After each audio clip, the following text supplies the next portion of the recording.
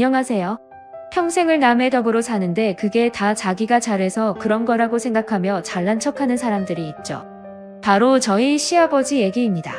저희 시아버지는 누가 봐도 얄밉고 이기적이고 말만 앞세우면서 잘난 척하는데 실체는 없는 그런 사람입니다.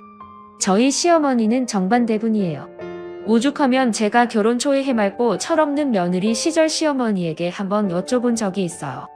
그런데 어머니는 대체 왜 아버님이랑 결혼하신 거예요? 그러자 시어머니가 그러시더라고요. 내 평생 가장 많이 들은 질문을 내가 언제 하나 했다.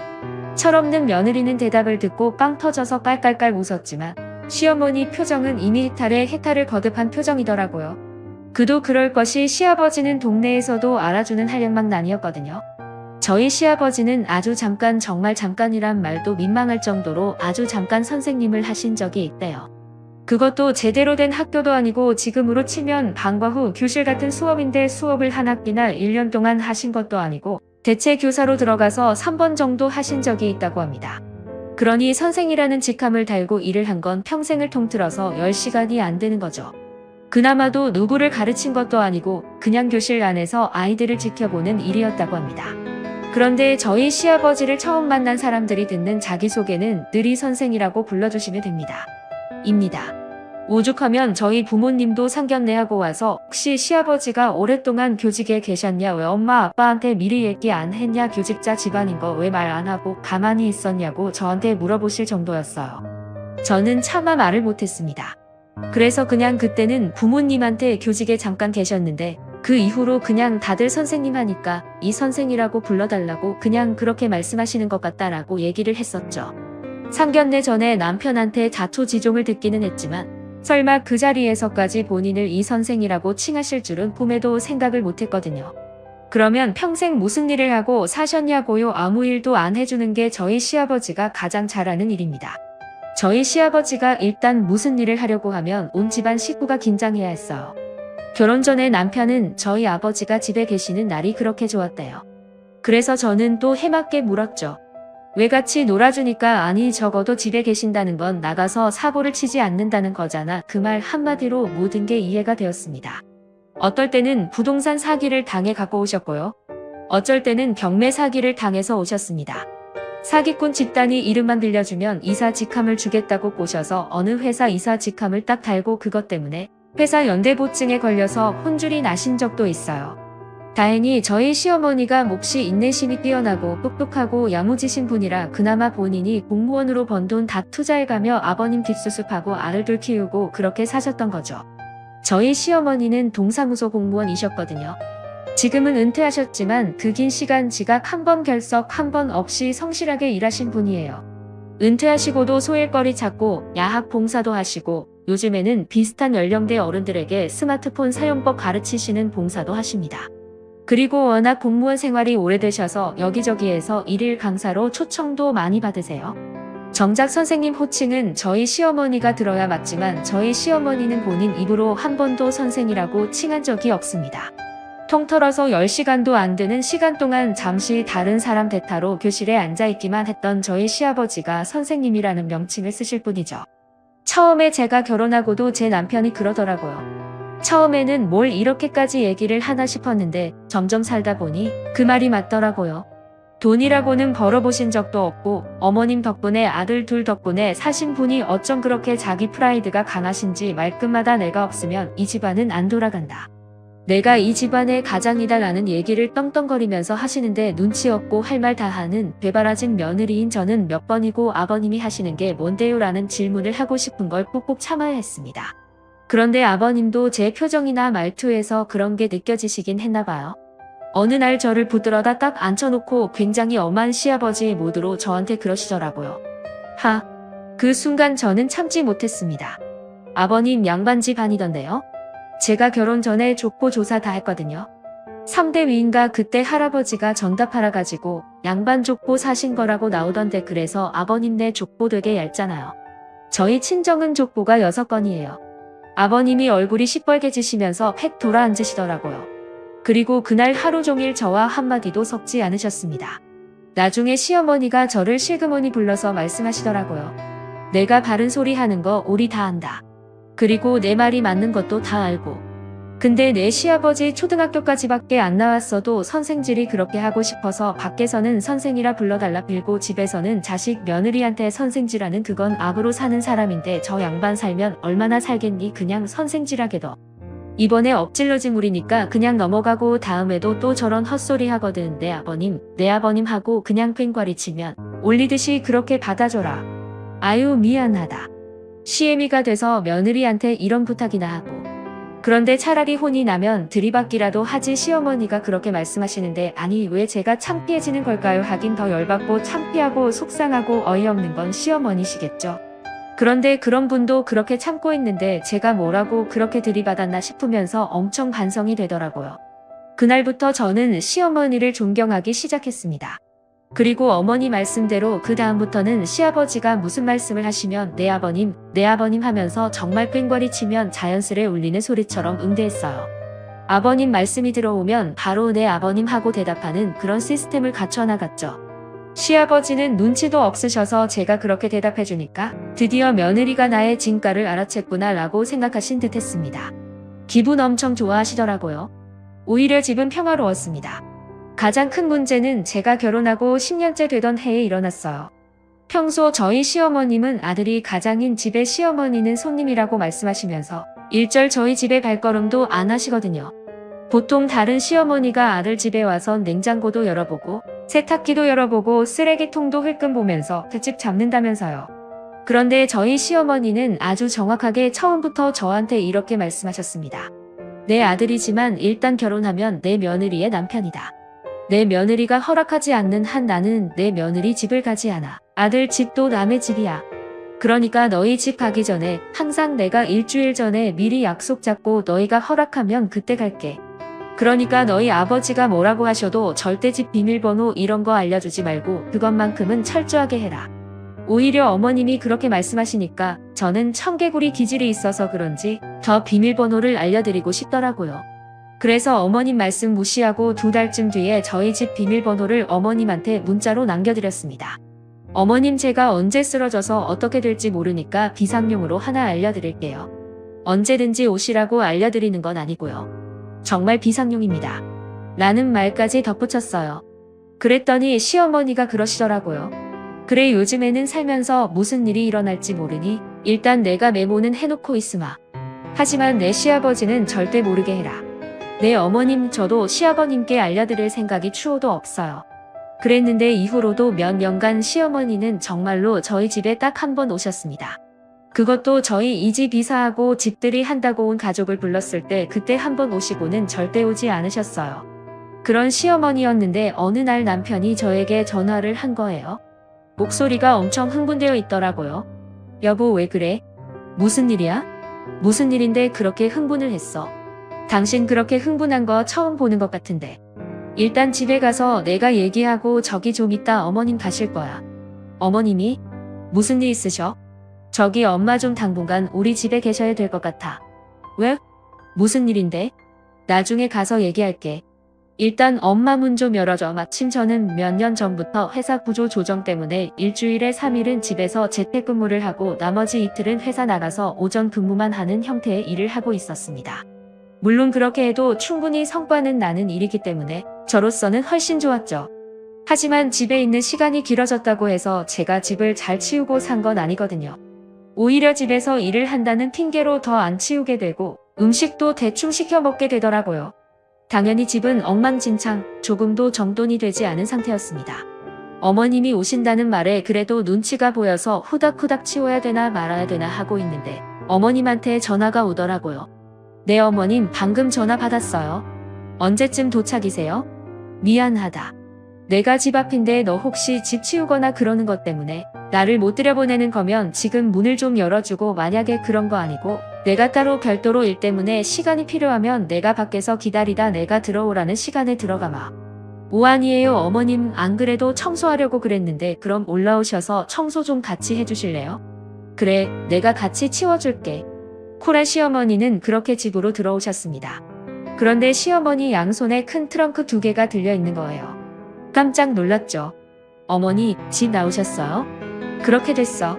아니 왜요? 어머님이 못 참으실 일이면 어마어마한 건데. 내 아버지랑 이혼한다. 청천벽력 같은 일이었습니다.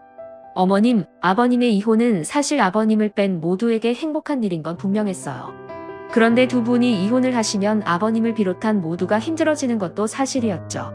말인즉슨 저희 아버님은 본인이 잘나고 훌륭해서 떵떵거리고 그래도 남한테 크게 손 안 벌리고 사는 거라 착각하고 계시지만, 어머님이 없는 아버님은 낙동강 오리알이고 끈떨어진 신발이고 신부 없는 결혼식이란 말이죠.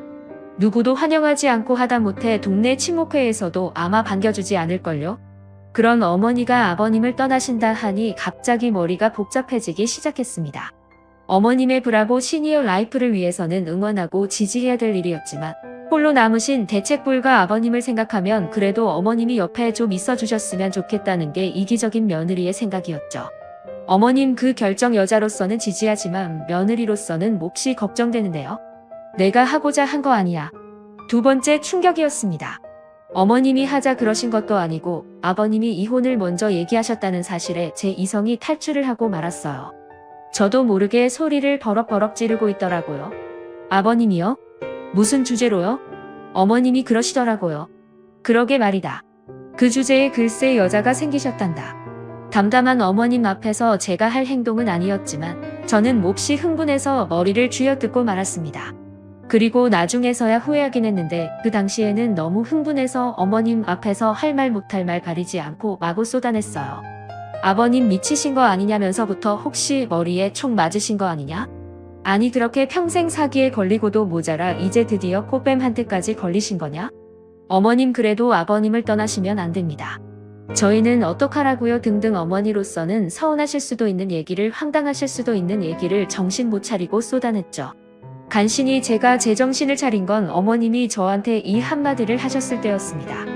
이번 주말에 여자가 집으로 들어온단다. 그래서 나왔어. 쇼크로 한 바퀴 돌았던 머리가 또 다른 쇼크로 다시 제자리로 돌아온 느낌이었어요. 이성을 잃고 흥분했던 저는 어머님의 두 번째 발언으로 다시 집 나갔던 이성이 머릿속으로 기어 들어오는 걸 느꼈죠. 한결 차분해진 모습으로 제가 어머니께 다시 여쭈어 보았습니다. 그러니까 어머님, 정리를 하자면 아버님이 바람이 났고 어머니한테 이혼을 요구했고 이혼이 성립되지 않은 상황에서 지금 주말에 새 여자가 집으로 들어온다고요? 정리하자면 그래. 나는 이 사람에게 규책 사유를 물어서 이혼 소송할 예정이야. 그리고 주말부터 여자가 들어오는 것도 이혼할 때 분명히 이 사람한테 불리하겠지. 하지만 그 사람에게 그런 얘기를 해주진 않을 예정이다. 갑자기 머릿속에서 용암이 터지는 것 같았습니다. 제 성격이 조금 무디고 약간 엉뚱하기는 하지만 청개구리 같은 면과 함께 또 하나 존재하는 게 히어로의 마음이거든요. 불의를 보면 참지 못하고 이것이 아니다 생각하면 어떻게든 관철해내는 게 그게 제 성격 중에 하나입니다. 저는 순간 결심했어요. 어머님의 이혼을 반드시 제 손으로 성공적으로 만들어 버리겠다고 말이죠. 제가 무슨 인맥이 있겠어요. 하지만 온머리를 굴리고 굴려 아빠의 친구의 사촌형이 변호사라는 걸 떠올렸고 엄마의 절친한 친구의 오빠가 자산운용관리사라는 것도 떠올렸습니다. 창피하고 사돈 보기 민망하다며 말리는 어머님을 뒤로하고 저는 바로 부모님께 전화를 걸었어요. 그리고 길게도 말을 안 했습니다.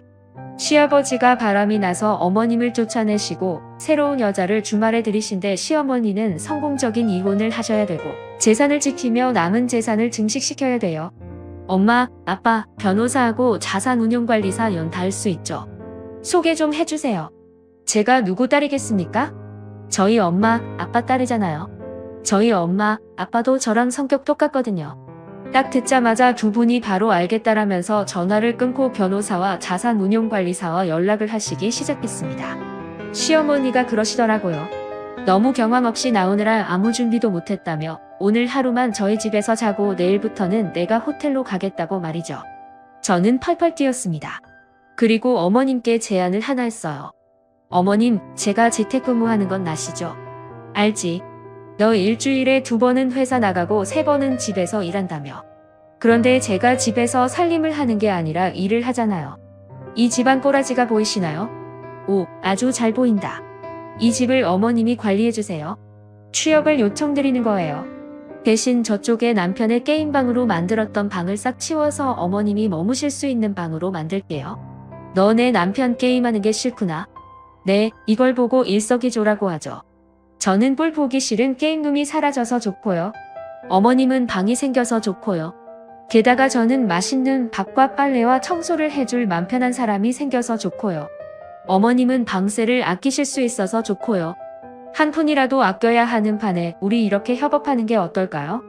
저와 어머니는 남편의 의사는 물어보지도 않고 남편이 집에만 오면 틀어박히는 게임방을 어머님 방으로 만들기로 했습니다.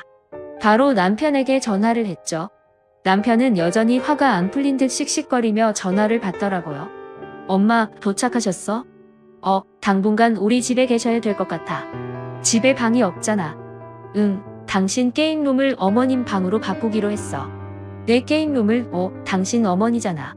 밖에서 호텔 생활을 하실 순 없지.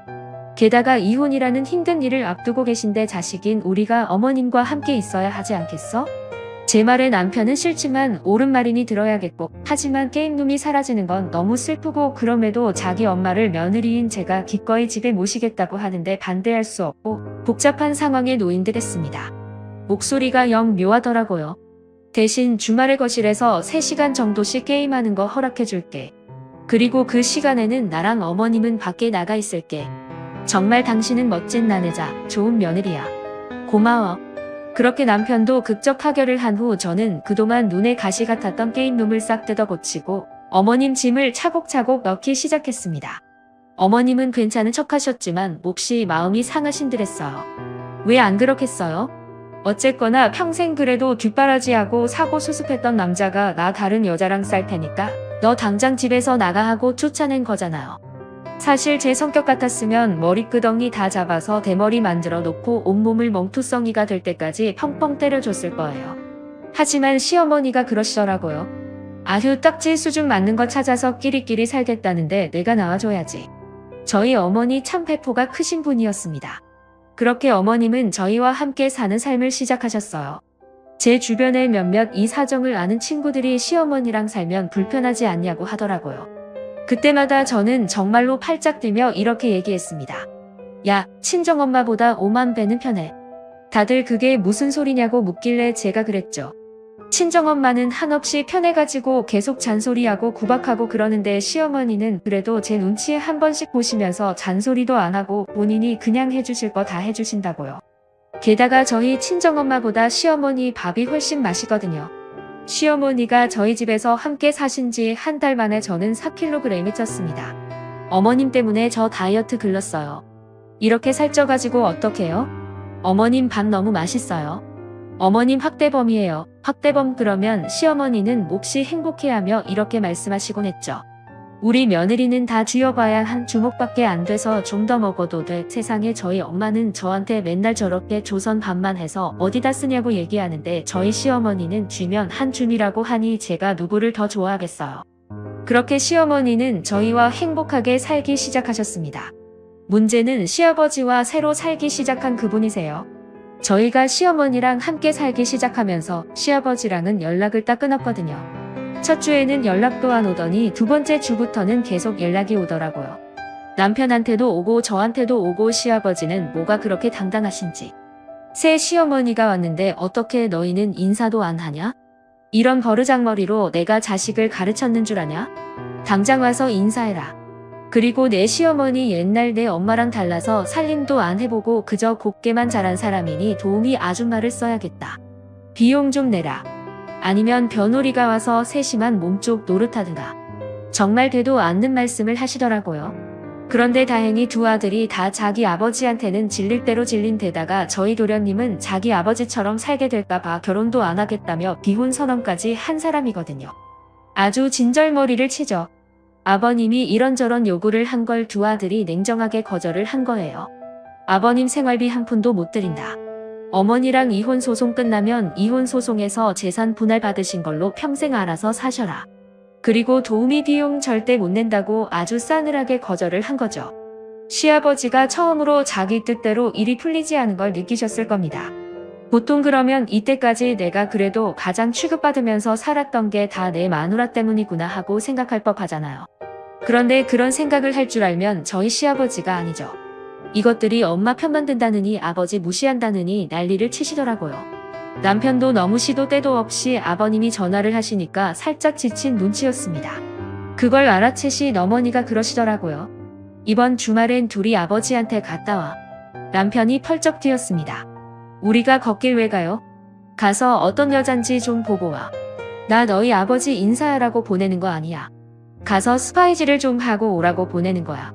어머님 말씀은 참 똑같은 말도 기분 안 나쁘고 뭔가 타당하게 들리게 하는 힘이 있었습니다. 그렇게 가기 싫어했던 남편도 가서 어떤 여잔지 좀 보고 와라. 스파이지 좀 하고 오라는 말에는 약간 귀가 솔깃했던 모양이더라고요. 좀 이따가 아버지한테 전화해서 그러대요. 예, 아버지. 이번 주에 갈게요. 그랬더니 아버님은 반색을 하시면서 이러시더랍니다. 그래. 아이가 많이 바빴지. 며느리랑 같이 와라. 그리고 내가 고기 뜯은 지가 오래됐으니까 소갈비나 좀 듬뿍 가져와라. 여기 지금 내 새어머니가 요리 못하니까 어디 잘하는 집에서 좀 사와서 며느리 보고 좀 하라고요. 시어머니가 며느리한테 밥상 한번 받고 싶은 모양인데 이것저것 할 필요 없다고 배려한다. 그냥 가볍게 소갈비찜이나 해서 밥 먹자. 저희 식사는 안 하려고요. 그냥 가서 잠깐 아버지 얼굴만 보고 올 거예요. 주말에 결혼식도 많고 참석할 행사가 많아서요. 아유 그래. 그럼 소갈비나 좀 사다 줘. 가게 들릴 시간도 없어요. 그냥 잠깐 가서 얼굴만 뵙고 올게요. 세상에. 아버님은 남편에게 소갈비를 요구했고 남편은 그걸 또 매몰차게 거절하대요. 치사한 두 남자의 아웅다웅 싸움을 보는 듯해서 어머니랑 저는 피식피식 웃고 말았습니다. 그리고 주말 저희가 아버님 집에 가려고 주섬주섬 준비를 하는데 어머님이 뭔가 큰 통을 하나 주시더라고요. 엄마 이게 뭐예요? 소갈비야. 어제 했어. 내 아빠 갖다 줘. 아유 엄마 이걸 대체 왜 했어요? 먹고 싶대잖니. 철없는 놈 먹여. 간 김에 너희도 꼬라지 좀 보고 오고. 제가 슬그머니 시어머니에게 물어봤습니다. 어머님 혹시 여기에 독을 타셨다거나 그런 건 아니죠? 그러자 어머니께서 그러시더라고요. 아우 생각을 미처 못했네 내가. 너한테 진작 물어볼 걸 그랬다. 내가 왜 그 생각을 못했지?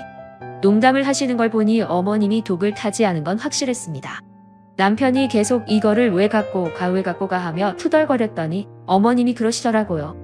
그 알량한 자존심에 내가 줬다고 하면 먹지도 않을 거야. 아마 아까운 고기만 에잇하면서 싹 다 버릴 테니까 그냥 맛집에서 사왔다고 해. 어머님 근데 진짜 궁금해서 그러는데 대체 이거 왜 주시는 거예요? 어머님이 대답하셨어요. 얘 고기라도 갖고 가서 풀어놔. 야 이걸 보는 그 여자 얼굴이 어떤지 좀 더 정확하게 볼 수 있지 않겠니? 사람은 먹을 때 인격이 드러나고 여행 갔을 때 인격이 드러나고 힘들 때 인격이 드러나는 법이야. 너희한테 조금 더 많은 정보를 받아오게 하려고 내가 수 쓴 거야. 그러니까 갖고 가서 먹으면서 잘 관찰하고 와. 저희는 그렇게 어머님이 싸주신 갈비를 들고 아버님을 뵈러 갔습니다. 아버님은 언제나처럼 왕처럼 앉아가지고 거만하게 저희를 맞이하시더라고요. 그리고 아버님의 옆에는 다방이나 술집에서 일할 것 같은 여자가 새초롬한 얼굴로 앉아 있었습니다. 아버님 팔짱을 딱 끼고 말이죠. 아이 그 인사들 해라. 원래 정식으로 종식도 올리고 제대로 자리도 마련을 하고 그래야 되는데 아직 뭐 이것저것 얽혀있는 문제가 많아서 내가 이 사람한테 미안한 게 많다. 이 사람이 워낙 너그럽고 이해심이 많아서 그냥 넘어가주는 거지 사실 일반 여자 같으면 이렇게 나랑 같이 지금 살지도 않아. 제 안에 바른 소리하는 또 다른 자아가 하고 싶은 말을 꾹꾹 참느라 제 얼굴은 점점 일그러져 갔습니다. 남편은 아예 여자 쪽은 쳐다보지도 않더라고요. 그러자 여자가 셀쭉거리면서 저희 아버님한테 그러는 겁니다. 아우 애들이 버릇은 없다. 어떻게 큰 절도 안 올려. 에이 전해라. 너희 어머님이시다. 그 얘기를 듣고 남편이 그러더라고요. 남편이 순한 편이기는 하지만 한번 정색하고 말하면 사실 아버님도 좀 끼갱하게 무섭거든요. 그래서 저도 평소에는 대들기도 하고 놀리기도 하지만 결정적인 순간에는 싹꼬리 내리고 그럽니다. 전 이날 살면서 가장 무서운 남편의 표정을 보았어요. 제 어머니 따로 있고 아버지가 누구랑 살던 상관없는데 저희한테 어머니 소리 요구는 하지 마세요. 어머니 아니에요. 그러자 아버님이 말로는 남편을 이기지 못할 것 같고 뭔가 권위는 세우고 싶으셨는지 손에 잡히는 대로 물건을 집어 남편에게 던지기 시작했습니다. 처음에는 베개 그 다음엔 쿠션 그리고는 재떨이가 날아왔죠. 그런데 남편은 아무렇지도 않은 듯 날아오는 물건들을 툭툭 발로 쳐내면서 이러려고 부르셨냐며 가보겠다고 일어나더라고요. 저만 어리버리하게 서 있었죠. 나중에 들었지만 남편은 자기가 그러고 나가면 저도 얼른 따라 나올 줄 알았대요. 하지만 전 그럴 수가 없었습니다. 왜냐하면 시어머니가 염탐을 하고 오라고 했으니까요. 저의 염탐은 아직 끝나지 않았거든요. 그렇게 남편이 쌩 나가버리고 저는 우뚝 홀로 외로이 시아버지와 시아버지의 스 여자 앞에 멀뚱멀뚱 서 있게 되었습니다. 시아버지가 제 남편 욕을 하면서 저를 흘끗 보시더라고요. 그래 너도 큰절 안 할 거냐 아버님. 이 와중에 제가 큰절한다고 해서 뭐가 달라지겠어요. 저 사람도 저러고 나간 판에. 그나저나 아버님 원하셔서 갈비 가져왔는데 세상 단순한 우리 시아버님이 갈비 소리를 듣더니 눈이 반짝 하시더라고요. 그리고는 허둥지둥 다가와 제가 가져온 통을 열었습니다. 아이고 냄새 좋다. 그런데 뭐 이거 한 통밖에 없냐. 이그 기왕 사오려면 2통 사오지 그랬어. 아버님 이것도 돈 만만치 않아요. 그나마 저랑 남편까지 먹을 거 한꺼번에 해온 거라 양이 이만큼이었어요. 원래는 절반만 사려고 했다고요. 아유 뭐 이런 걸 누구 코에 붙인다고 넷이서 먹어. 나랑 이 사람이랑 둘이 한 끼면 아유 그냥 고기 좀 꼈나 하면서 먹겠구만. 아유 임자 이리 와요. 고기 먹어. 아우 나는 한우 아니면 못 먹는데. 자네 이거 혹시 미국산이나 호주산으로 했나? 글쎄요 가게에서 미국산인지 호주산인지 국산인지 안 보고 샀는데 모르겠는데요.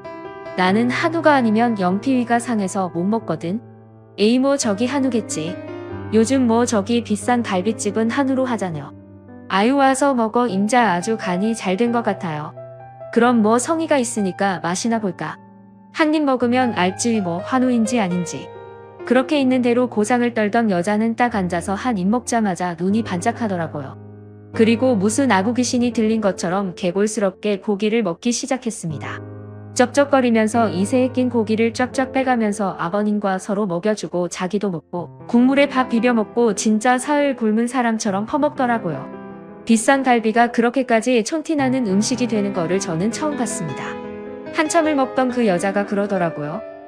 한우 맞네. 내 입에 쫙쫙 달라붙어 어머 이 집 갈비 잘한다. 이거 어느 집 갈비야? 제 아내 청개구리가 또 불쑥 고개를 들었습니다. 그거 뭐 잘 아는 집에서 가져왔어요. 그러자 시아버지가 그러시더라고요. 아니 어떻게 내 입맛에 이렇게 착착 맞냐. 야 이 집 어딘지 좀 여기서 좀 자주 사와라. 도저히 못 참겠더라고요.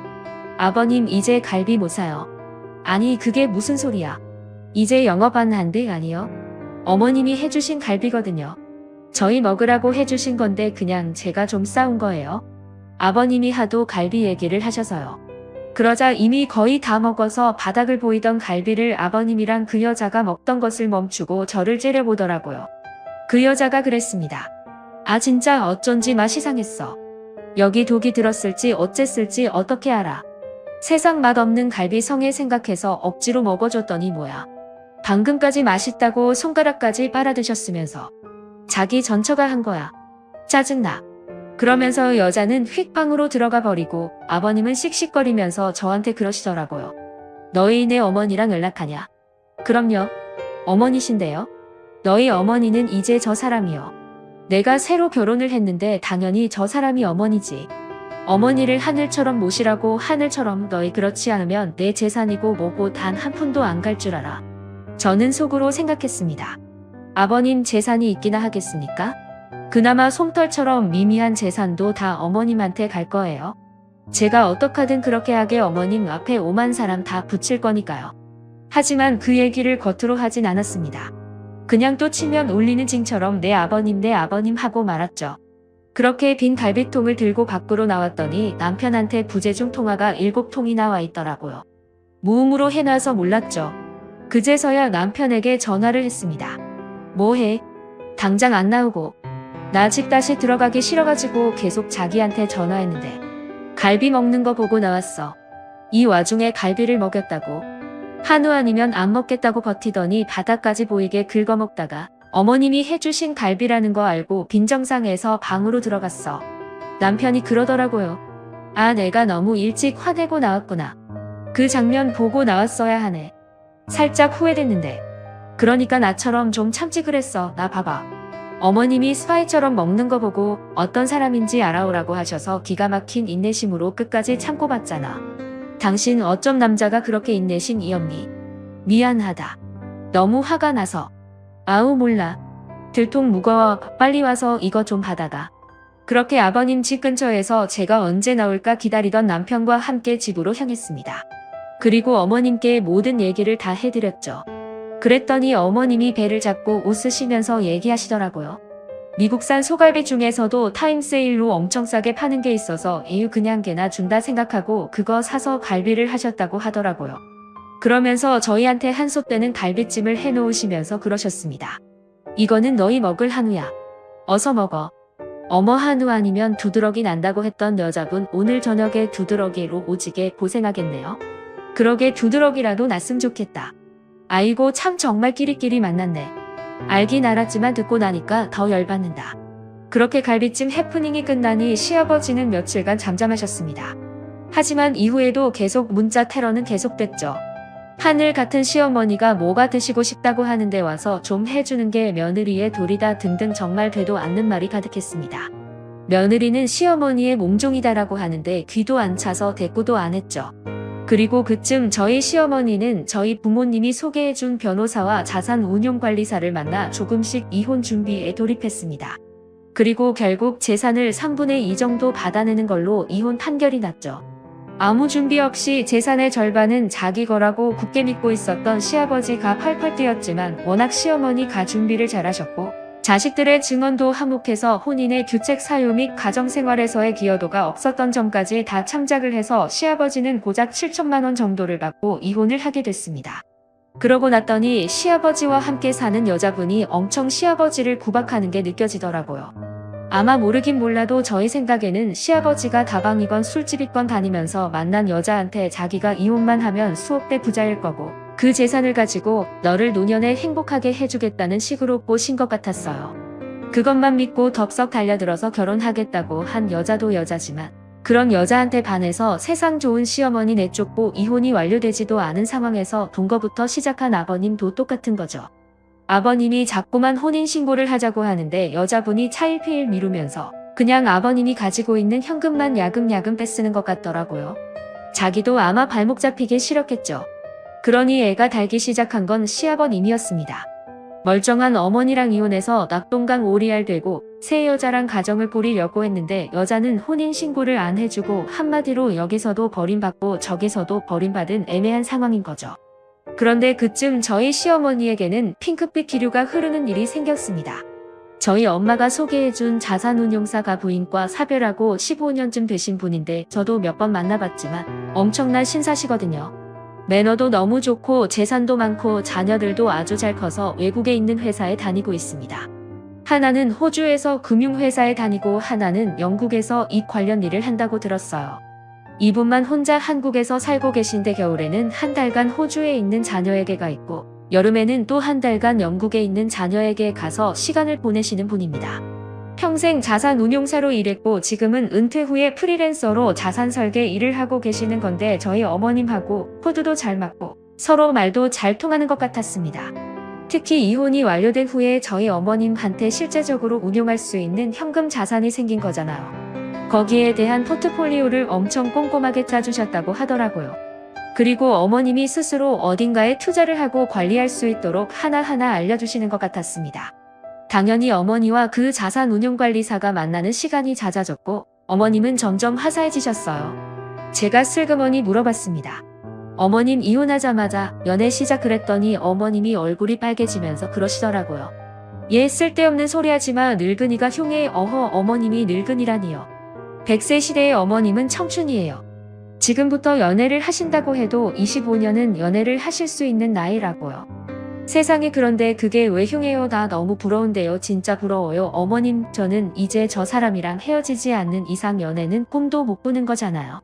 그런데 어머님은 연애하시고 어머님 제 워너비예요. 아이고 아무리 시어머니가 편하다지만 시애미 앞에서 못하는 말이 없네. 그런가요? 어머님 연애를 하시려면 제대로 하시라고 하는 소리예요. 아우 연애는 무슨 됐어. 그냥 자산 운용하는 것만 도와주시는 거야. 그때는 시어머니가 극구 부인해서 그런가 보다 했는데 저희 엄마가 그러시더라고요. 자산운용관리사분이 저희 시어머니가 너무 마음에 들어서 사별하고 처음으로 같이 하고 싶은 여자를 만났다고 그렇게 말씀을 하셨대요. 와 남자가 그런 얘기한 거면 이미 게임 끝난 거 아닌가요? 그래서 제가 엄마한테 그랬죠. 엄마 그분한테 좀 더 적극적으로 다가오시라고 해. 우리 시어머니도 분명히 마음이 있으신데 뭔가 확신이 안 서서 망설이시는 것 같아. 그래, 그럼 우리가 양쪽에서 좀 힘차게 밀어볼까? 그래야겠어요. 엄마 남자는 밀고 나가는 힘이라고 꼭 좀 전해줘요. 내가 시어머니는 은근하게 떠밀 테니까 저랑 제 엄마가 뒤에서 서포트를 하는 걸 아는지 모르는지 시어머니는 그분과 친구처럼 자연스럽게 지내면서 본인도 모르게 서서히 화사해져 가셨습니다. 반면에 저희 시아버지는 날이 갈수록 끈떨어진 연처럼 추레하게 늙어가시더라고요.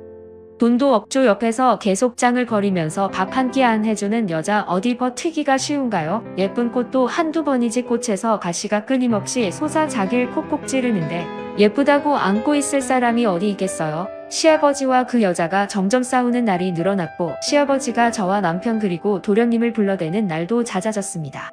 그래도 갈 때마다 시아버지는 내연녀가 하늘 같은 시어머니라며 곱게 모시라는 얘기를 끊임없이 하시더라고요. 그런 식으로 하늘 같은 시어머니라는 걸 자꾸만 주지시켜서 여자분이 어우렁더우렁 혼인신고라도 하길 바라신 건가 봐요. 그날도 하도 오라고 하셔서 갔더니 시아버지가 그러시더라고요. 너는 시부모가 어떻게 사는지 궁금하지도 않냐. 와서 한 번씩 좀 들여다보고 시아버지랑 시어머니랑 살펴야 그게 며느리지. 아주 괘씸하다.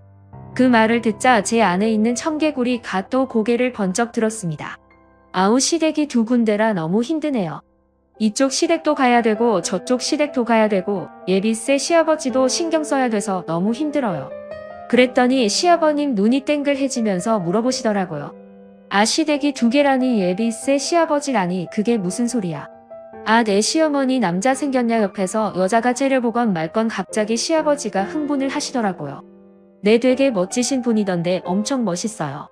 그러자 시아버지가 씩씩거리면서 어떻게 다른 남자를 만날 수 있냐 고 버럭버럭 성을 내시는 겁니다.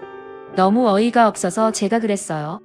그동안 수십 명 다른 여자 만나고 다니신 건 아버님이에요. 어머님은 그 와중에도 아버님만 보고 사셨는데 그나마도 아버님이 버리셨잖아요. 버린 여자가 다른 남자 만난다는데 그게 왜 화낼 일이에요. 그래도 바른 말이었는지 시아버지가 씩씩거리면서 저를 노려보시더라고요. 그러면서 어떤 놈이냐 어떤 새끼냐 마구 욕을 하시는 거예요. 제가 그랬죠. 엄청 유명한 자산운용사인데 재산도 많고 잘생기고 진짜 다 갖춘 남자예요. 1년의 절반은 해외여행 다니고 그런데요. 그런데 진짜 웃긴 게 제 얘기를 들으면서 시아버지를 한참 노려보던 그 내연녀가 재산 많고 잘생겼다는 말을 듣고 눈이 반짝하더라고요. 그러면서 그러대요. 그 자산운용사 나 좀 만나보면 안 되나. 나도 자산 좀 끌리고 싶은데. 네, 안 돼요. 기본 자산 10억 이상만 해주시는 분이에요. 그 여자가 10억이나 있어. 자기 나한테 돈 없다고 한 거 다 거짓말이야. 전초한테 10억이나 준 거야. 시아버지와 그 내연녀는 앞에 저랑 남편이 있건 말건 싸우기 시작했습니다. 10억은 무슨, 저희 어머니 그렇게 돈 남 많아요. 그냥 심술나서 열받으라고 한번 해본 말이죠. 예비 새 시아버지가 있다는 것도 마찬가지고요. 미끼를 던졌는데 그렇게 걸려들 줄 확신은 못했지만 상상 이상이더라고요. 여자는 돈 얘기에 길길이 뛰고 시아버님은 남자의 존재에 길길이 뛰는 꼬라지가 아침 드라마를 보는 것 같고 그러더라고요. 남편이 옆에서 그만하라고 저를 툭툭 쳤지만 저는 참지 않고 하고 싶은 말 다 했습니다. 단단히 마음이 이상한 시아버지는 다음 날부터 저한테 끊임없이 전화해서 대체 어떤 놈이냐고 계속 물어보시더라고요. 저는 그냥 계속 멋지신 분이라고만 하며 시아버지를 살살 약올렸습니다. 그리고 시어머니에게 상황을 말씀드렸어요. 그 멍청한 인간이 무슨 짓을 할지 모르겠네. 아휴, 예측이 가능해야 말이지. 설마 무슨 일을 하시겠어요? 하실 수 있는 게 없는데. 하지만 시어머니의 예상은 맞았고 저는 생각보다 시아버지를 가볍게 본 게 분명했습니다. 시아버지가 얼마 후부터 저랑 시어머니를 스토킹하기 시작하셨거든요. 제가 어머니와 어디를 나가면 어김없이 문자가 왔습니다. 그 놈 만나러 가냐?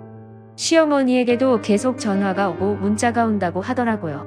남편이 한숨을 쉬며 시아버지 전화번호를 차단 처리했더니 그 다음부터는 다른 사람 전화를 빌려서 계속 연락을 하기 시작하셨습니다. 시아버지를 접근 금지 명령을 내려 야 하나 신고를 해야 하나 고민하던 중 그 자산운용사 선생님이 선생님과 함께 저를 만나고 싶다는 연락을 해오셨어요.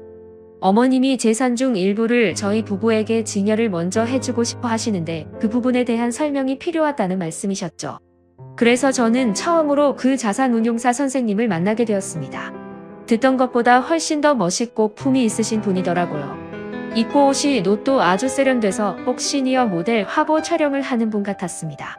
와, 너무 멋있으시네요. 꼭 모델 같으세요.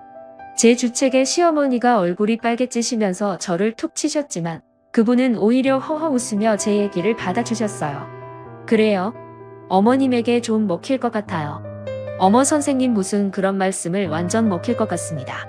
앞으로 봐도 뒤로 봐도 완전 저희 어머님 취향이신데요.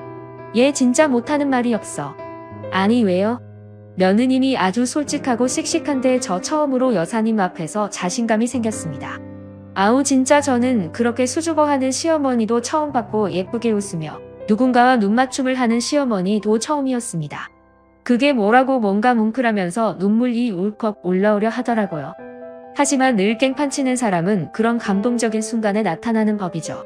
카페 안에서 화기애애하게 얘기를 나누던 저희 앞에 불청객이 불쑥불쑥 나타났습니다.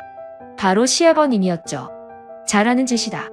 며느리까지 앞세워서 감사스럽게 뭐래, 진짜 여긴 어떻게 알고 왔대, 어떻게 내가 나한테 이럴 수가 있냐, 어떻게 딴 남자를 만날 수가 있어, 허이구 누가 들으면 순정판 아신 줄 알겠어. 사는 동안 내내 사고치고 다니다가 늙음하게 바람나서 날아간 게 누군데, 아이고 그건 아이 남자가 그럴 수도 있고 그런 거지, 공공장소에서 이렇게 시끄럽게 하실 건 아닌 것 같고 나가서 말씀하실까요 하신 말씀 있으시면, 아니 너냐 내 마누라랑 놀아나는 놈이 허참 이용까지 하신 마당에 마누라라뇨.